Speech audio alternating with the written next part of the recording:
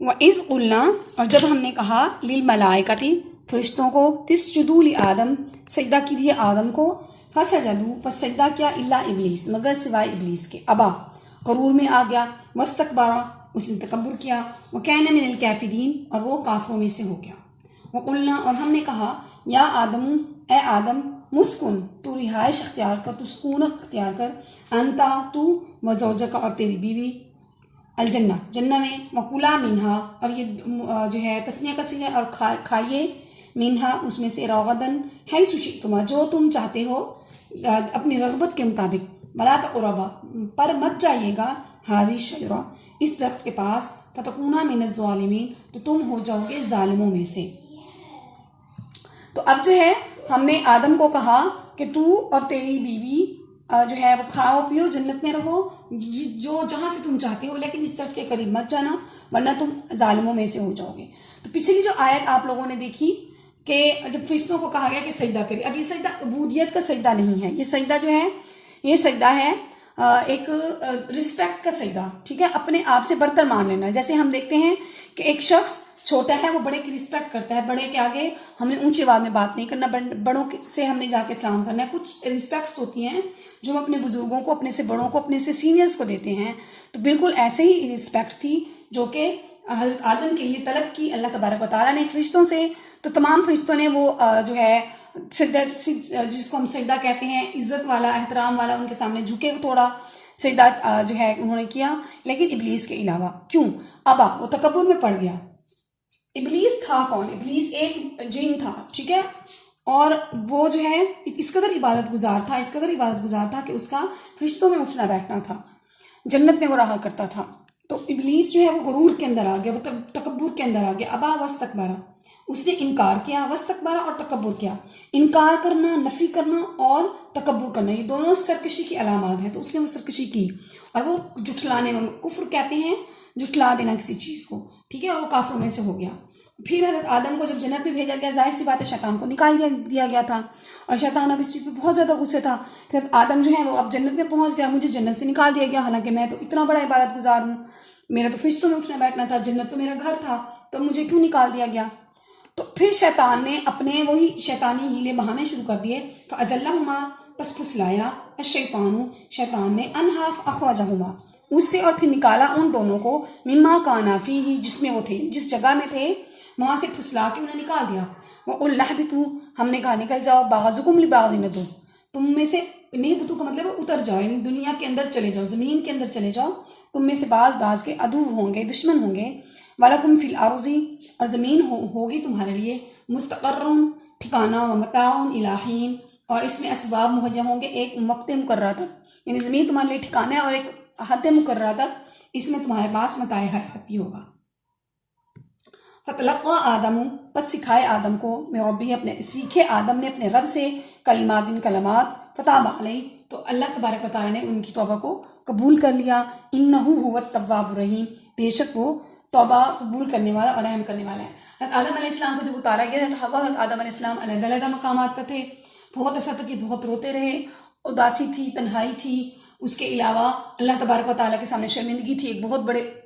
خوبصورت جگہ سے ان کو نکال دیا گیا تھا اور یہ دنیا کے اندر جو ہے وہ اتر چکے تھے۔ اب ان دونوں کی ملاقات جبل رحمت پر ہوئی، اس کے متعلق ہمیں تاریخ میں ملتا ہے۔ جبل رحمت جو ہے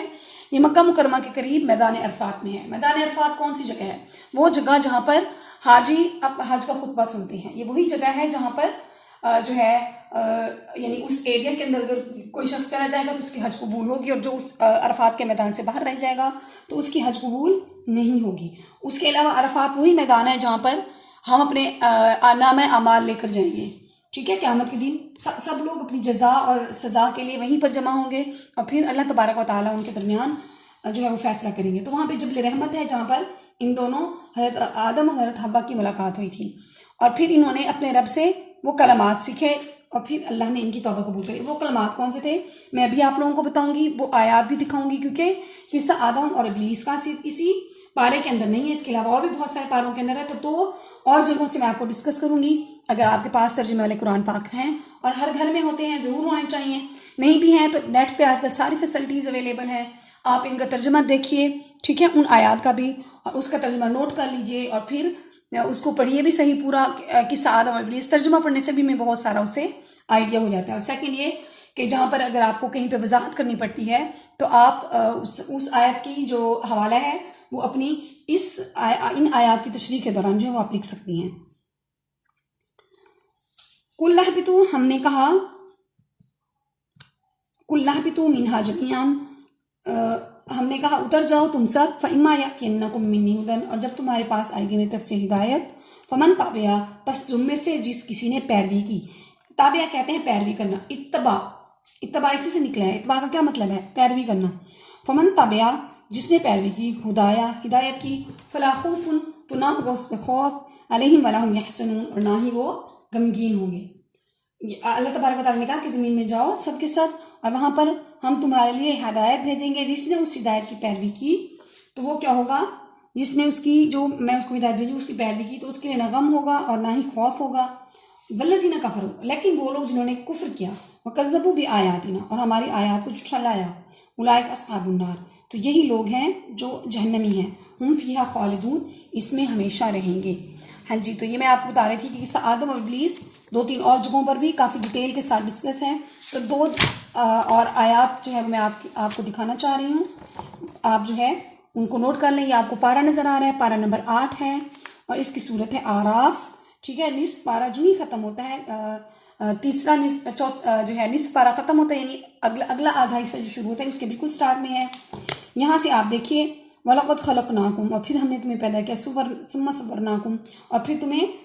تمہاری جو ہے ہیئت بنائی، ثُمَّ قُلْنَا لِلْمَلَائِكَةِ اسْجُدُوا، اور پھر فرشتوں کو کہا کہ سجدہ کرو آدم کو، فَسَجَدُوا، سجدہ کیا، الا ابلیس،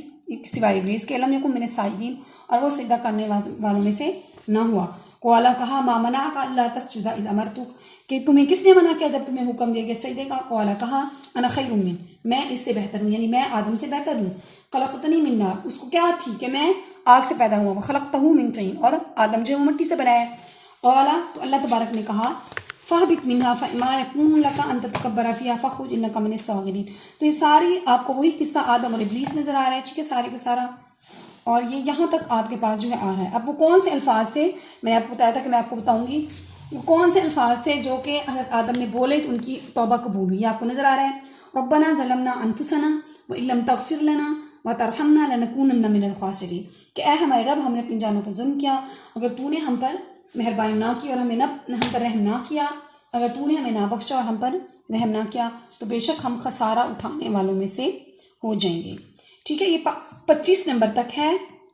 آیت نمبر، اور یہ سٹارٹ ہو رہی ہے آیت نمبر 11 سے لے کر 25 تک، تقریباً 15 آیات ہیں یہ، اور سورت ہے آراف جو کہ 8ویں پارے ولو اننا پارے کے اندر آپ کو ملیں گی۔ ٹھیک ہے، اس کے علاوہ ایک اور ہے سورت ومالیہ پارہ ہے، ٹھیک ہے، 23واں پارہ، جس پارے کے اندر سورہ یاسین بھی ہے، تو اس کی جو سورت صاد ہے، ٹھیک ہے، تو سورت صاد کے اندر یہ دیکھیے آپ، یہ اس کا تیسرا کمپلیٹ ہو گیا ہے، 3 جو ہے ثلاثہ ہو گیا، یعنی 3 حصے اس کے کمپلیٹ ہو گئے۔ تو یہاں پر یہ ہے، آپ کو آدم اور ابلیس نظر آ رہا ہے قصہ، یہاں سے 71 سے، اذ قال ربک للملائکۃ انی خالق بشرا من طین، جب تمہارے رب نے فرشتوں کو کہا کہ میں مٹی سے ایک آدم پیدا کرنے والا ہوں، فاذا سویتہ، اور جب میں اس کو بنا لوں، ونفخت فیہ من روحی، اور میں اس میں روح پھونک دوں، فقعوا لہ ساجدین، تو تم سب اس کو سجدہ کرنا، فسجد الملائکۃ کلهم اجمعون، تو سب فرشتوں نے مل کر جو ہے وہ سجدہ کیا، الا ابلیس، سوائے ابلیس کے، استکبر وکان من الکافرین، اس نے تکبر کیا اور وہ کافروں میں سے ہو گیا۔ قال یا ابلیس، ہم نے کہا اے ابلیس، ما منعک ان تسجد لما خلقت بیدی، تمہیں کس چیز نے منع کیا کہ تم آدم کو سجدہ نہ کرو، استکبرت ام کنت من العالین، کیا تم تکبر میں آگے ہو یا تم اس سے بڑے ہو؟ تو وہ آگے وہی بات ہے، اس نے کہا کہ میں جو ہے آگ سے پیدا کیا گیا، وہ مٹی سے پیدا کیا گیا ہے، تو اللہ تبارک و تعالیٰ نے کہا فخرج، اس سے پتہ چلتا ہے کہ وہ جنت میں رہتا تھا، فخرج، نکل جاؤ، منہا، یہاں سے، فانک رجیم، بے شک تم پر لعنت ہے۔ تو آگے پھر وہ ساری جو ہے 88 آیت نمبر، یعنی سورت کے اختتام تک، سورت صاد کے اختتام تک جو ہے وہ آپ کو یہی آیات جو ہے وہ ملیں گی، آیت نمبر 71 سے۔ ٹھیک ہے. تو آپ لوگوں نے کسی آدم اور ابلیس کو اچھی طرح دیکھ لینا ہے. اس میں اگر کسی بھی قسم کے آپ کو کنفیوژن ہے تو واٹس ایپ گروپ پہ ڈیلی بیسس پہ ہم لوگوں کا جو ہے وہ آن لائن میں ہوتی ہوں. اسٹوڈنٹس اس میں اپنے پرابلمس مجھ سے پوچھ لیتی ہیں, ڈسکس کر لیتی ہیں. تو آپ جس بھی اسٹوڈنٹ کو کوئی مسئلہ ہو تو وہ اس گروپ میں جو ہے پوچھ سکتی ہیں. Thank you. اللہ حافظ.